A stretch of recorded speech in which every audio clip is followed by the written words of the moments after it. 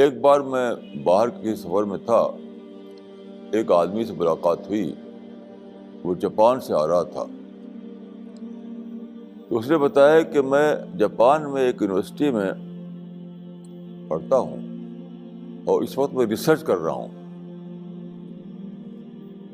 Research کر رہا تھا کس بات پر؟ وہ سائلنس پر۔ سائلنس، چپ، خاموشی پر، یعنی یہی اس کی ریسرچ کا موضوع تھا کہ سائلنس کیا ہے۔ ڈفرینٹ ریلیجن میں یا ڈفرینٹ سسٹم میں سائلنس کو کیا امپورٹنس دی گئی ہے۔ تو جب اس نے کہا کہ میں سائلنس پر ریسرچ کر رہا ہوں، تو میں نے کہا آپ کو میں پرافٹ آف اسلام کی ایک حدیث سناتا ہوں۔ تو میں نے یہی حدیث سنائی، من سمتا نجا، جو چپ رہا اس نے نجات پائی۔ تو اس نے جلدی سے اس حدیث کو لکھا۔ واقعہ یہ ہے کہ یہ ہاف آف دا وژڈم ہے۔ یعنی اس میں ایک بہت بڑی بات کہی گئی ہے کہ کبھی چپ رہنا جو ہے وہ بولنے سے زیادہ امپورٹنٹ ہوتا ہے۔ کبھی کرنا یہ ہوتا ہے کہ آدمی کچھ نہ کرے، کبھی بولنا یہ ہوتا ہے کہ آدمی چپ رہے۔ یہ بہت بڑی سائنس ہے۔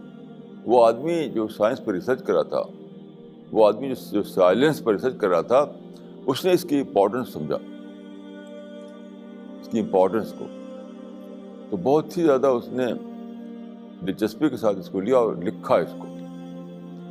اس کا ٹرانسلیشن، اس کا مطلب مجھ سے پوچھا۔ آپ غور کیجئے کہ جو اس میں شبد ہیں وہ کیا ہے؟ من سمتا نجا، جو چپ رہا اس نے نجات پائی، اس نے سالویشن پائی۔